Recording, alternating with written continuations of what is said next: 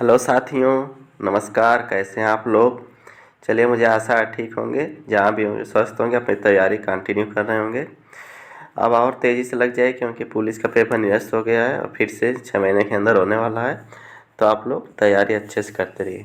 तो चलिए, आज वन लाइनर क्वेश्चन के साथ हाजिर हैं। बहुत ही मज़ा आने वाला है, तो बने रहिए वीडियो के अंत तक। देखिए, पहला क्वेश्चन दिया है कंडरा किसको जोड़ती है। क्वेश्चन दिया है कंडरा किसको जोड़ती है। तो कंडरा जोड़ती है फ्रेंड पेशी को हड्डी से। यानी जो हमारे शरीर में जो हड्डियां देखते हैं और ये जो उसके ऊपर जो मसल्स होती हैं, कौन सा जो मसल्स होती हैं यहाँ पे टेंडन यानी कंडरा करती हैं। ठीक है, आगे नेक्स्ट क्वेश्चन दिया है स्नायु किसको जोड़ता है। यानी जो लिगामेंट होता है, स्नायु कहते हैं, वह किसको जोड़ता है। तो वह जोड़ता है, इसका आंसर हो जाएगा हड्डी को हड्डी से। यानी जो हमारी हड्डी है, मान लो एक ठो ये हड्डी है, एक ठो ये हड्डी है, तो ये आपस में जहाँ पे जुड़ी होती हैं, तो इसको जोड़ने का जो काम करता है उसको क्या कहते हैं, स्नायु कहते हैं, लिगामेंट कहते हैं। ठीक है, अगला क्वेश्चन दिया है मास्ट कोशिकाएं किस में मिलती हैं। तो मास्ट कोशिकाएं फ्रेंड मिलती हैं संयोजी ऊतक में। ये इसका आंसर हो जाएगा। मास्ट कोशिकाएं किस में मिलती हैं, संयोजी ऊतक में। अगला क्वेश्चन दिया है मास्ट कोशिकाएं किस प्रकार का पदार्थ का स्राव करती हैं। मास्ट कोशिकाएं किस प्रकार के पदार्थ का स्राव करती हैं। तो करती हैं सीरोटोनिन, हिपैरिन तथा हिस्टामिन। ये इसका आंसर हो जाएगा। अगला दिया है स्नायु, लिगामेंट तथा कंडराएं कैसे ऊतक है। अभी जो बताएं लिगामेंट और टेंडन्स एक कैसे ऊतक है, तो इसका आंसर हो जाएगा संयोजी ऊतक। ठीक है, ये कैसे ऊतक है, संयोजी ऊतक। इसको कहते हैं इंग्लिश में कनेक्टिव टिश्यू। क्या कहते हैं, कनेक्टिव टिश्यू। कनेक्टिव टिश्यू मतलब ऐसे ऊतक जो दो चीज़ों का आपस में क्या कर दें, जोड़ दें, इन्हें क्या कहते हैं, संयोजी ऊतक कहते हैं। अगला क्वेश्चन देखिए अस्थि का निर्माण करने वाली कोशिकाएं हैं। तो अस्थि का निर्माण करने वाली कोशिकाएं कौन सी होती हैं फ्रेंड, तो होती हैं ऑस्टियोब्लास्ट्स। एसएससी स्नातक में पूछा गया क्वेश्चन है, वेरी वेरी इंपॉर्टेंट लगा लीजिए इसको। ठीक है, ऑस्टियोब्लास्ट। कंकाल कैसा होता है, तो कंकाल फ्रेंड मीसोडर्मी होता है। कैसा होता है, मीसोडर्मी। नेक्स्ट क्वेश्चन देखिए दिया स्तनियों की अस्थि या बोन उपास्थि से किसकी उपस्थिति में भिन्न होती है। यानी फ्रेंड जो हमारी जो हड्डी होती है और उपास्थि, उपास्थि समझ लेते हैं क्या किसे कहते हैं।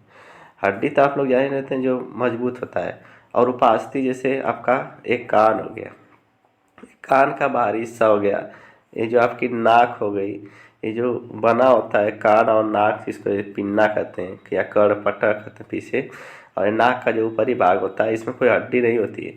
ये हड्डी की तरह जैसे कड़ा देखते हैं, कान का जो भाग होता है ये हड्डी की तरह कड़ा भाग होता है। तो वह किसका होता है, वो कार्टिलेज होता है, उपास्थि उसी को कहते हैं, वो उपास्थि का बना होता है।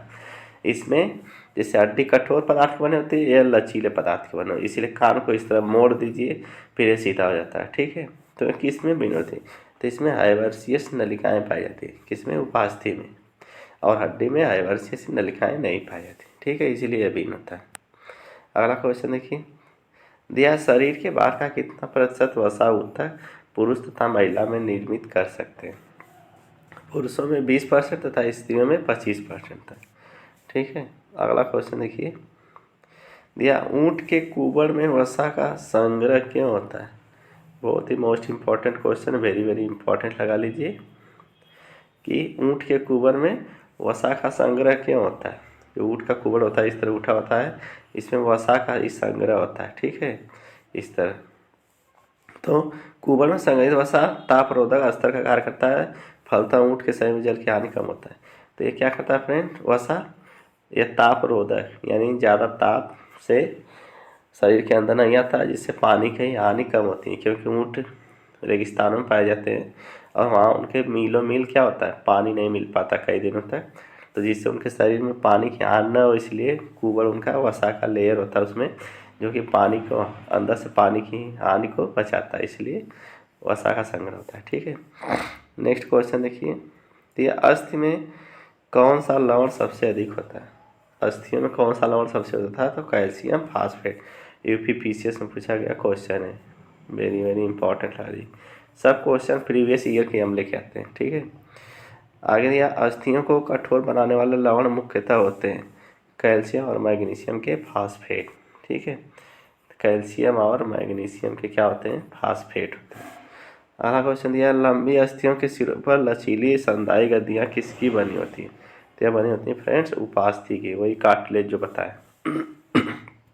अगला क्वेश्चन देखिए हाइवर्सियस नलिकाएं और तंत्र कहाँ पाए जाते हैं, केवल स्तनियों की हड्डियों में पाए जाते हैं। नेक्स्ट क्वेश्चन देखिए एंडोस्टियम किसका महीन तंतु युक्त आवरण होता है, एंडोस्टियम किसका महीन तंतु युक्त आवरण होता है, तो होता है अस्थिमज्जा के चारों ओर का जो अस्थिमज्जा होती है, अस्थिमज्जा हड्डियों के बीच में जो खाली स्थान होता है वो उसी के महीन तंतु आवरण होता है, उसी को क्या कहते हैं, एंडोस्टियम कहते हैं, ठीक है। जहाँ ब्लड का निर्माण होता है अस्थिमज्जा में। अगला क्वेश्चन देखिए ओल्कमान की नलियाँ कहाँ पाई जाती है, तो स्तनियों के लंबी हड्डियों में, जैसे जांग की हड्डियाँ, ये लंबी लंबी हड्डियाँ भाई जांग की, मान लीजिए हड्डी है, जांग की हड्डी में क्या पाया जाता है, ओल्कमान पाया जाता है, ओल्कमान की नलियाँ। अगला क्वेश्चन दिया है कंडरा किसकी बनी होती, कंडरा केवल कोलेजन तंतुओं की बनी होती है, ठीक है। अगला क्वेश्चन दिया है पैरों में मोच किसके कारण होता है, बहुत ही मोस्ट इंपॉर्टेंट क्वेश्चन होता है, वेरी वेरी इंपॉर्टेंट कर लीजिए। पैरों में मोच किसके कारण होता है, तो पैरों में मोच फ्रेंड्स स्नायु के टूटने के कारण होता है, किसके कारण होता है, स्नायु के टूटने के कारण। जो लिगामेंट होते हैं जो जुड़े रहते हैं, ठीक है, एक दूसरे को जोड़े रहते हैं, यही ब्रेक हो जाते हैं तो पैरों में मोच हो जाता है, ठीक है। अगला देखिए किसके विलयन में रखने पर अस्थि पर लगे पेशी तंत्र आदि घुल जाते हैं, तो पोटेशियम हाइड्रोक्साइड के विलयन में रखने पर एक क्या करेंगे, घुल जाएंगे। अगला दिया स्नायुओं में होते हैं पीले एवं श्वेत तंतु, क्या होते हैं, पीले एवं श्वेत तंतु। अगला नेक्स्ट क्वेश्चन दिया है कंडरा किसकी बनी होती है, कोलेजन तंतु की बनी होती है। नेक्स्ट क्वेश्चन दिया है मनुष्य के लिए सर्वाधिक अनिवार्य वसीय अम्ल कौन सा है, तो हो जाएगा लाइनोलिनिक अम्ल। यहाँ पे बताना चाहेंगे कि हमारे शरीर में 20 अमीनो अम्ल पाए जाते हैं, मनुष्य के शरीर में कितने अमीनो अम्ल पाए जाते हैं, 20, इसमें से 10 अनिवार्य होते हैं और 10 अनिवार्य, ठीक है, 10 अनिवार्य अमीनो अम्ल और 10 अनिवार्य, ठीक। न सूखने वाले तेलों में किस वसीय अम्ल की मात्रा अधिक होती है, अगला क्वेश्चन है न सूखने वाले तेलों में किसकी मात्रा अधिक होती है, तो इसमें हो जाएगा फ्रेंड ओलिक अम्ल की मात्रा अधिक होती है, ठीक है, ये आंसर हो जाएगा। नेक्स्ट क्वेश्चन देखिए जमने वाले तेलों में किन वसीय अम्लों की मात्रा अधिक होती है, तो लिनोलिनिक तथा लिनोलिनिक असंतृप्त अम्लों की, ठीक है। अगला क्वेश्चन देखिए दिखा है वसाओं के स्वतंत्र ग्लिसरॉल के परीक्षण हेतु क्या किया जाता है, तो वसाओं का डिहाइड्रेशन यानी जलीकरण किया जाता है।